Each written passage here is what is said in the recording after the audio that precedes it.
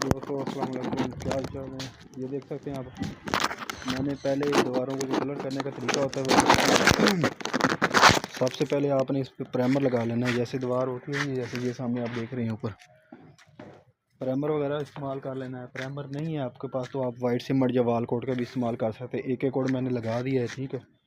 उसके ऊपर अगर वेदर शीट लगा रहा हूँ, वेदर शीट जो है वो बहुत ही अच्छी चल रही है, ठीक है। एश वाइट की वेदर शीट है, आपको नज़र नहीं आएगी। ये देख सकते हैं वेदर शीट लग गई है तकरीबन, ये कोड भी है ना, अभी गिली है, आपको निशान नज़र आ रहे हैं।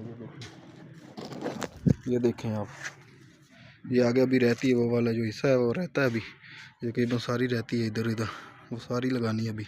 ये ममटी वगैरह भी करनी है इसकी। आप कोशिश करें अगर कभी पेंट करना है तो ये ऐसी जगह को है ना, वो वापस क्रैपर मार कर ना जो नैला होता है उससे आप इसकी सफाई कर लें अच्छी तरीके से। उसके जो ब्रश होता है सफाई वाला, वो उससे सफाई लगा लें झाड़ू से, ताकि रेता वगैरह जो है वो नीचे